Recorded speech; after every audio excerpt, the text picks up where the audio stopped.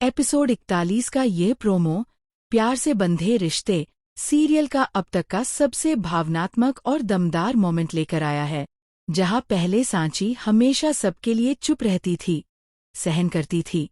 वहीं अब वह खुद के लिए, अपने प्यार और अपने आत्मसम्मान के लिए खड़ी होती दिखती है। कहानी की शुरुआत एक शांत से सीन से होती है, जहां सांची के चेहरे पर उलझन और दर्द साफ दिखता है।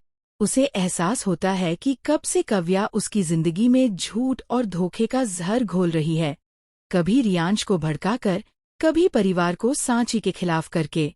लेकिन इस बार हालात कुछ और हैं। अब सांची का सब्र जवाब दे चुका है। वो अब उस औरत की तरह खड़ी है जो अन्याय और धोखे के खिलाफ आवाज उठाने से नहीं डरती। जैसे ही सीन आगे बढ़ता है, कव्या फिर से अपनी मीठी बातों से सांची को मनाने की कोशिश करती है, लेकिन सांची का चेहरा अब सख्त और आत्मविश्वास से भरा होता है।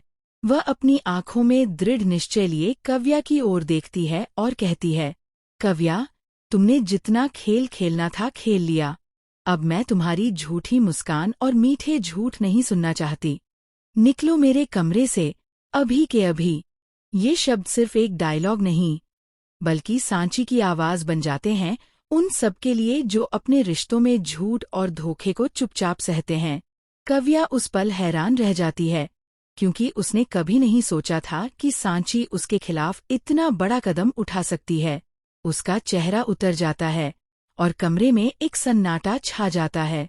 रियांश और घर के बाकी सदस्य भी हैरानी से देखते हैं कि अब सांची के अंदर की आग और आत्मविश्वास दोनों जाग चुके हैं।